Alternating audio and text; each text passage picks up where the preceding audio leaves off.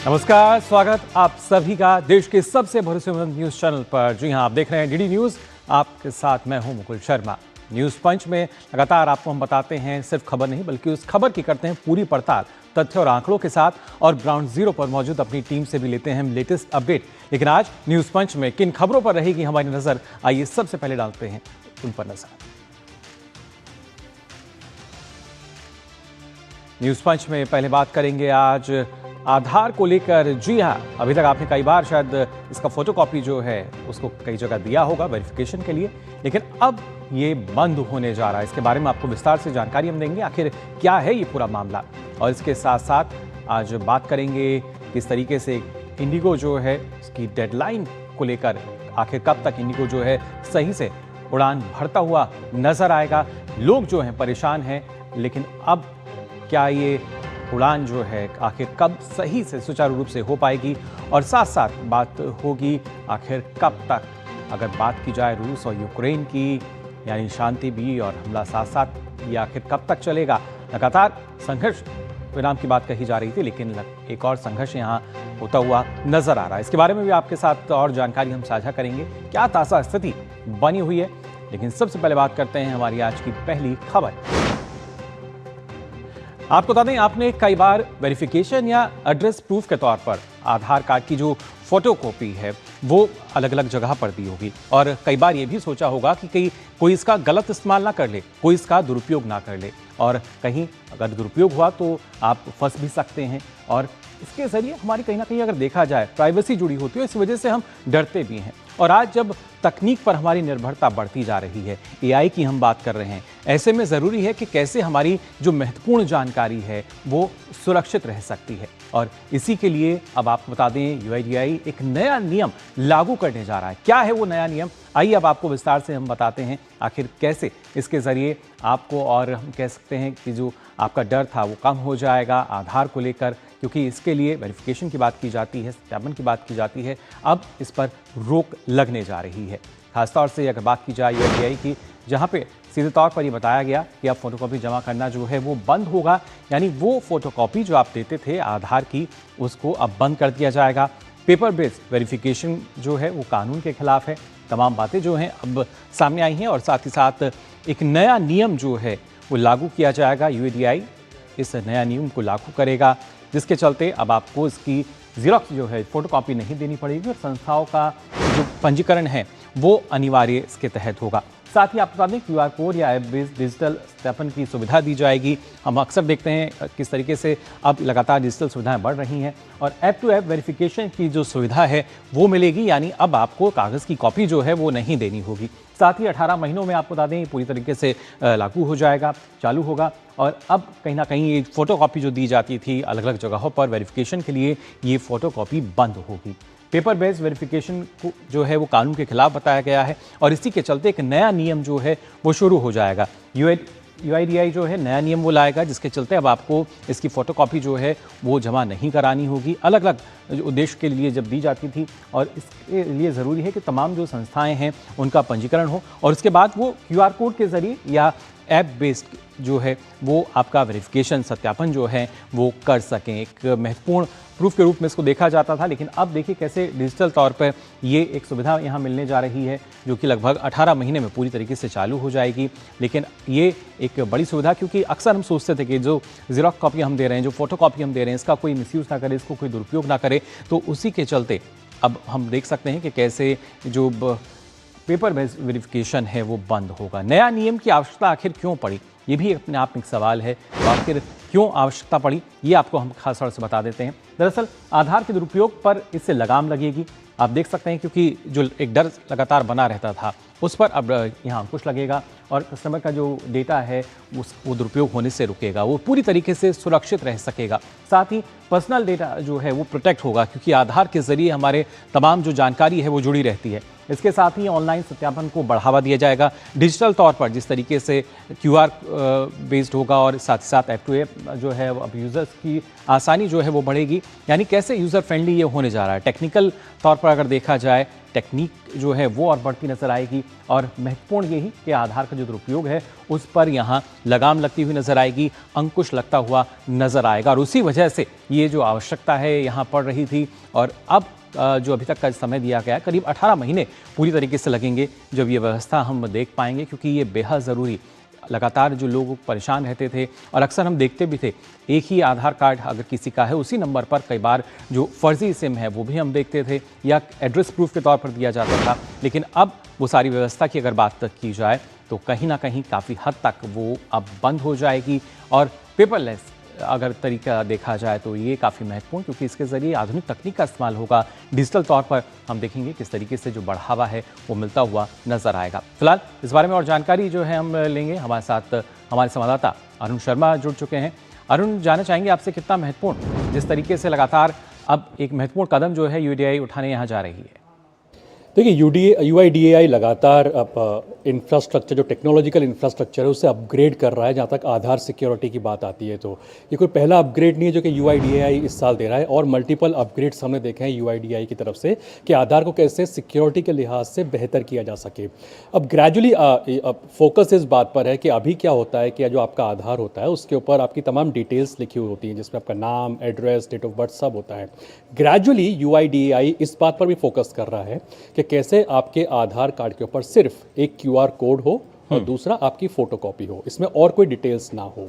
दूसरा कि कैसे आप, अभी तक क्या होता है कि हम कहीं भी जाते हैं, फॉर एग्जांपल आप कहीं होटल में जाते हैं या फिर किसी भी जगह में जाते हैं, आपको अपनी आधार की कॉपी देनी पड़ती है। कई बार मांगते हैं कि फोटो आईडी के तौर पर, एड्रेस प्रूफ के तौर पर आपको आधार लोग देते हैं।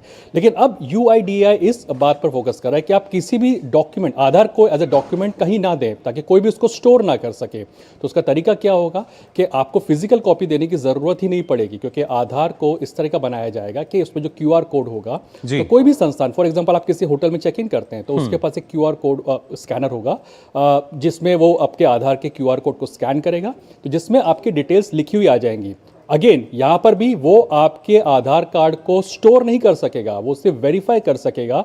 फॉर एग्जांपल मुकुल का आधार कार्ड है तो वो मुकुल का आधार कार्ड से वेरीफाई होगा, उसको स्टोर नहीं किया जा सकेगा।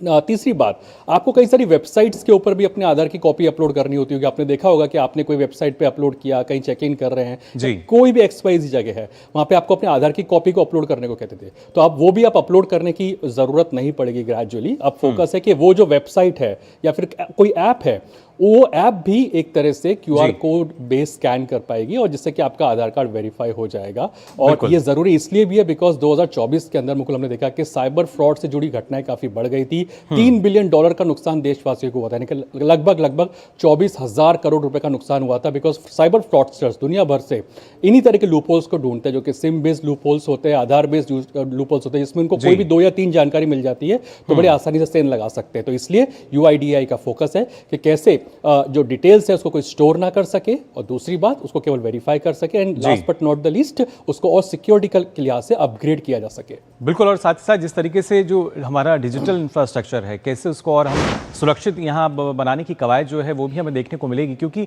अब एक डिजिटल तरीके से हम देखेंगे कि जो वेरिफिकेशन है वो होगा। बिल्कुल, देखिए प्राइम मिनिस्टर नरेंद्र मोदी का विजन बिल्कुल क्लियर है कि एक तो हमारा जो डिजिटल इंफ्रास्ट्रक्चर है वो सिक्योरिटी के लिहाज से फुल प्रूफ हो, एंड सेकेंड एस्पेक्ट है कि कैसे जो हमारे देशवासी हैं उनको ease of living, ease of access मिल सके।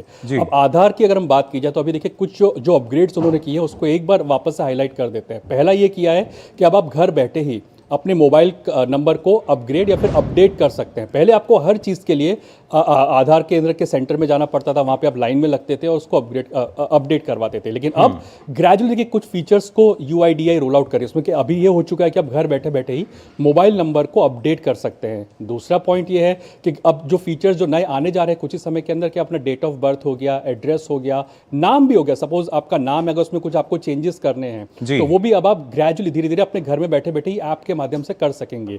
आधार जाने की जरूरत आपको तभी पड़ेगी जब आपको अपने बायोमेट्रिक कराने हो, क्योंकि हम जानते हैं कि बच्चों की जहाँ तक बात की जा रही है तो UIDAI इस बात पर बल देता है कि जो छोटे बच्चे हैं जो 5 से 10 साल के, उनका जो बायोमेट्रिक है वो अपग्रेड हो सके, क्योंकि उनके फिंगरप्रिंट्स एक तरह से जो बायोमेट्रिक प्राइमरली चेंज होते हैं जैसे उनकी उम्र बढ़ती है, तो वो कहीं ना कहीं उसके लिए आपको आधार केंद्र जाना पड़ेगा। अदर देन दैट आप तमाम सर्विसेज, चाहे नेम अपडेट हो, डेट ऑफ बर्थ अपडेट कराना हो, कोई भी तरह की जो चीज़ों को अपडेट करना हो वो आप घर बैठे बैठे कर सकेंगे बहुत ही जल्द। लेकिन अभी आप मोबाइल को अपडेट कर सकते हो। तो जाहिर सी बात है, एक तरफ सिक्योरिटी का ध्यान रखा जा रहा है ताकि इंफ्रास्ट्रक्चर को बेहतर बनाया सके टेक्नोलॉजिकल, और दूसरा कि कैसे हम लोग ईज ऑफ लिविंग और ईज ऑफ एक्सेस को प्रोवाइड कर सके। तो प्राइम मिनिस्टर नरेंद्र मोदी का जो विजन है उस लिहाज से कहीं ना कहीं इस जो आधार कार्ड है उसको और बेहतर किया जा रहा है। जी बिल्कुल, यानी तकनीकी तौर पर देखा जाए आज के समय में एक तो ना सिर्फ सेफ्टी बल्कि उसके साथ साथ किस तरीके से सेफ्टी सिक्योरिटी जो है वो हो सकती है, और यही पूरी प्रणाली पर लगातार अब और बेहतर तरीके से UIDAI जो है वो काम करता हुआ नजर आएगा। बहुत बहुत शुक्रिया अरुण आपका हमारे साथ जुड़ने के लिए।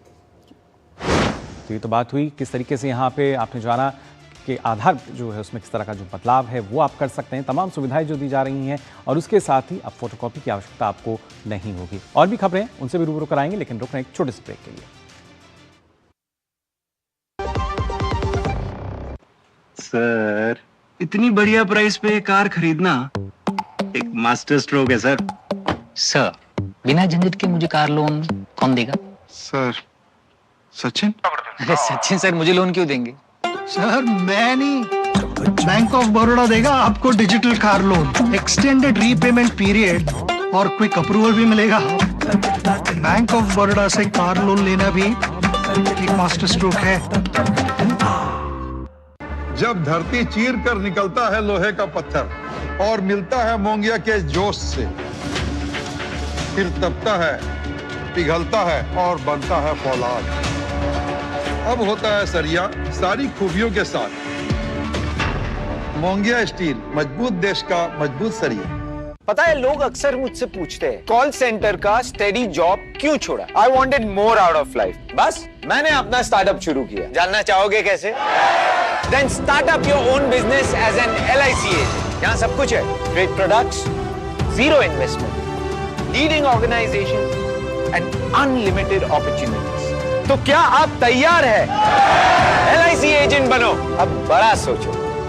हमारी वेबसाइट पर जाएं या अपनी नजदीकी LIC शाखा से संपर्क करें।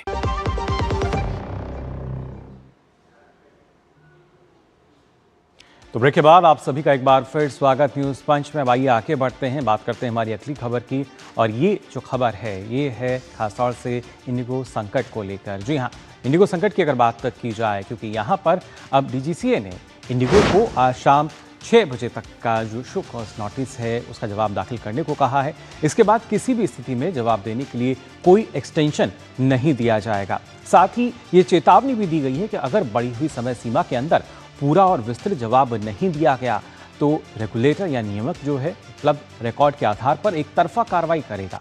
वहीं सरकार की सख्ती के बाद हालात में कुछ सुधार आया है। क्या है पूरा मामला, जानेंगे विस्तार से, बताते हैं आपको किस तरह की स्थिति अभी भी बनी हुई है, कैसे हालात सुधारने की कोशिश जो है, कवायद जो है वो देखने को मिल रही है।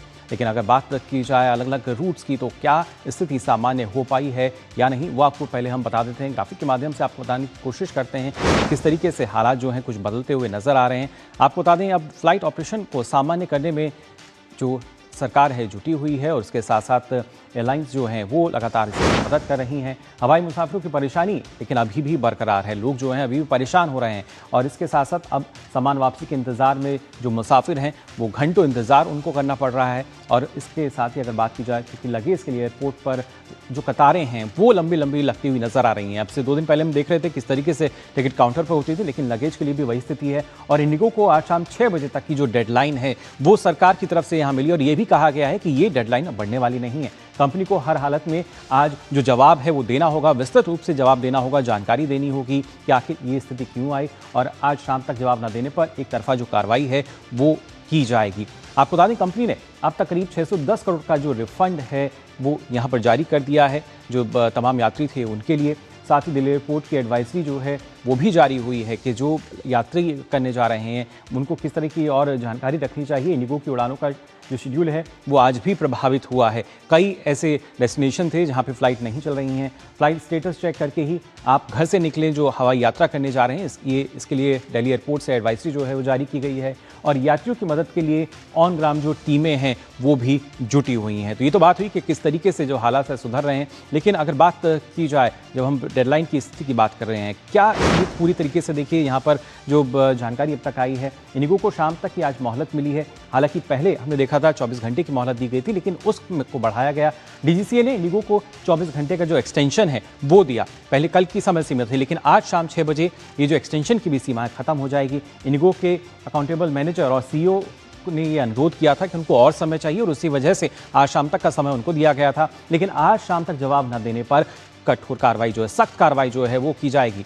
ऑपरेशनल दिक्कतों और नियमों के उल्लंघन को लेकर जो नोटिस है वो जारी किया जा चुका है इंडिगो को लेकर। और हालांकि इस बारे में अगर बात की जाए, अब तक यात्रियों को करीब 610 करोड़ रुपए का जो रिफंड है वो किया गया है। सरकार ने सीधे तौर पर कहा था कि हर एक यात्री का जो रिफंड है वो समय रहते आप लौटा दीजिए, लेकिन आज शाम 6 बजे तक इंडिगो को जवाब भी देना है और पूरी रिफंड की जो प्रक्रिया है उसको पूरा करने की बात भी कही है। लेकिन आज की स्थिति की अगर बात की जाए, किस तरीके से अलग अलग एयरपोर्ट्स पर हालात बने हुए हैं, जो यात्री हैं, जो मुसाफिर हैं, क्या उनका मानना है, क्या परेशानी दूर हुई है या नहीं, इसके लिए आइए सीधा रुख कर लेते हैं देवांशु मल्होत्रा का, हमारे संवाददाता जो इस वक्त इंदिरा गांधी अंतर्राष्ट्रीय हवाई अड्डे पर मौजूद हैं। देवांशु, जानना चाहूँगा आपसे, अगर दिल्ली एयरपोर्ट की हम बात करते हैं, यहाँ भी हमने देखा था किस तरीके से यात्री परेशान हुए थे, क्या कुछ सुधार अब फिलहाल नज़र आ रहा है इंडिगो एयरलाइंस में?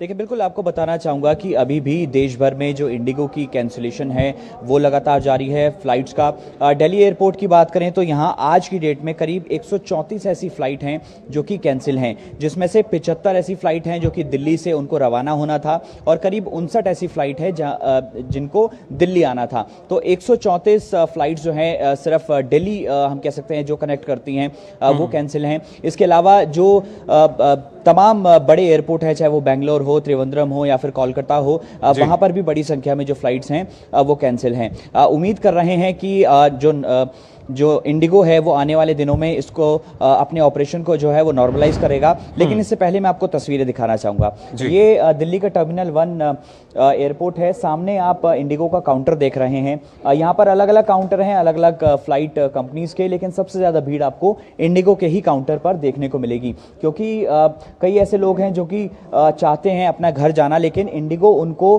टिकट मुहैया नहीं करवा पा रहा है, फ्लाइट नहीं दिलवा पा रहा है। इसके साथ साथ मैं आपको सामने बोर्ड भी दिखाना चाहूँगा जहाँ पर अलग अलग आपको फ्लाइट्स की जो सिचुएशन है वो पता चल पाएगी। दिल्ली से इंदौर इंडिगो आज कैंसिल है, जम्मू कैंसिल है, इसके अलावा इम्फाल और हम कह सकते हैं कि हैदराबाद कैंसिल है, बागडोगरा कैंसिल है।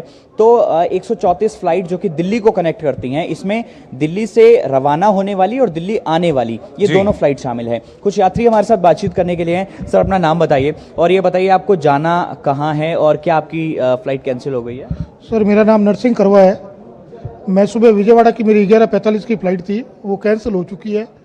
यहाँ पे कांटेक्ट करने के बाद मेरे को एक अल्टरनेटिव बताया है, जिसमें मेरे को जो मेरी 2 घंटे की यात्रा थी वो 22 घंटे में कन्वर्ट हो गई है और मेरे को करीब आज का पूरा दिन और आज की पूरी रात मेरे को एयरपोर्ट पे ही निकालनी पड़ेगी, और वो भी अगर फ्लाइट उड़ पाई तो क्या सुविधाएं कुछ ये दे पा रहे हैं, क्योंकि खाने को लेकर और इसके बिल्कुल अलावा दिव्यांशु, क्योंकि लगातार यात्रियों की परेशानी जो है वो बढ़ती हुई नजर आ रही है और सरकार ने सीधे तौर पर एक अल्टीमेटम जो है वो इंडिगो को दिया हुआ है, जिसकी अवधि भी आज शाम 6 बजे खत्म हो रही है। और देखना ये होगा कि शाम 6 बजे तक इंडिगो जो है वो अपना जवाब जो है दे पाती है या नहीं, यात्रियों को रिफंड मिलता है या नहीं, या इस तरीके से जो यात्री हैं वो परेशान होते रहेंगे। फिलहाल बहुत बहुत शुक्रिया आपका हमारे साथ जुड़ने के लिए।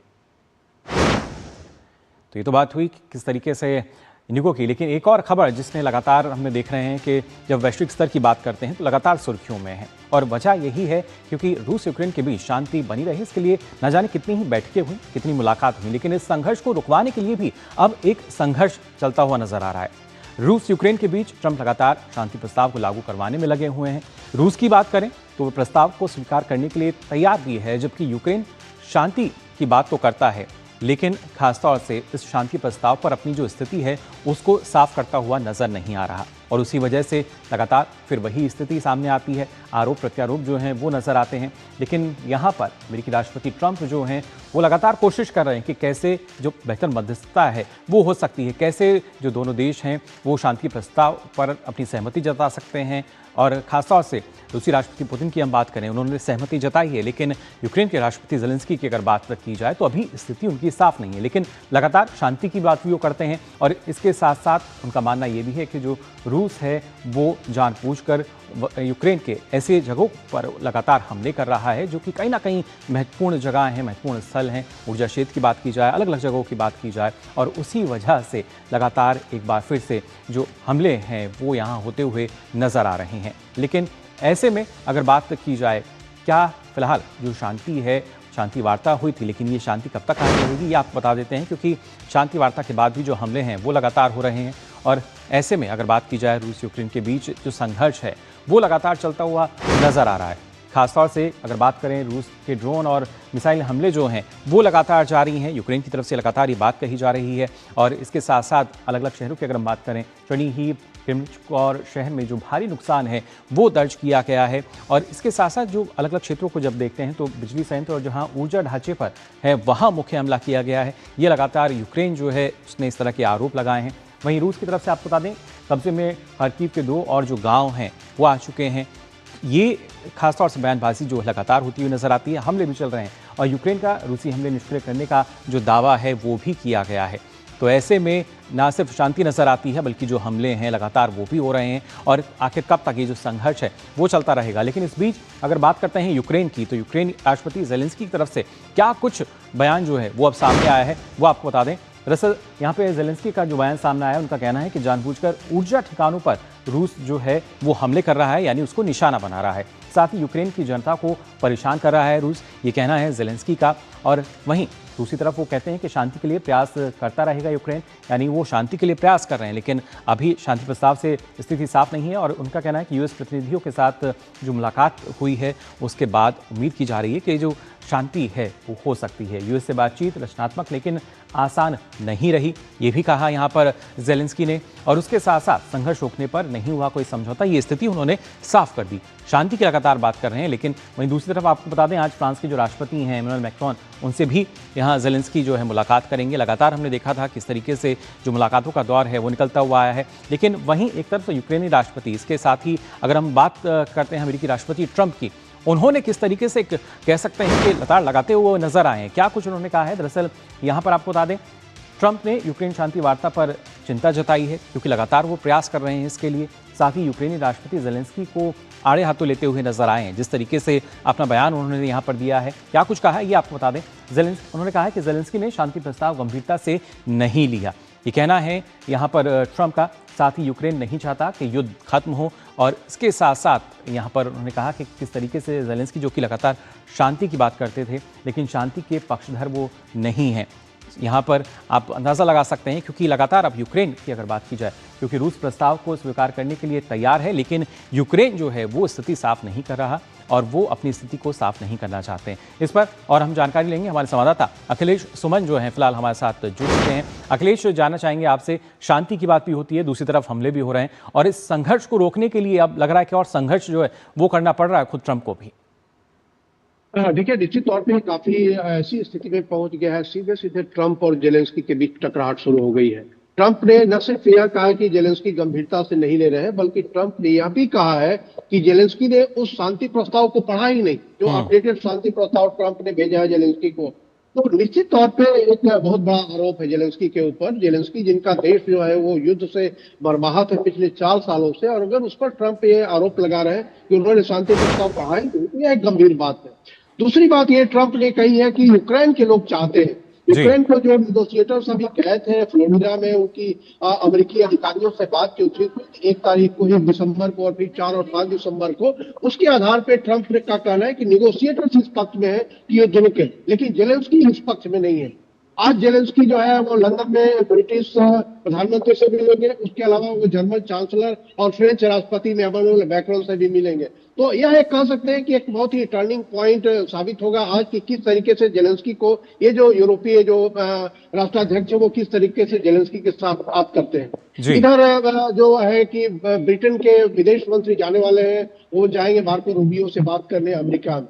क्या क्या इसका रास्ता निकल सकता है।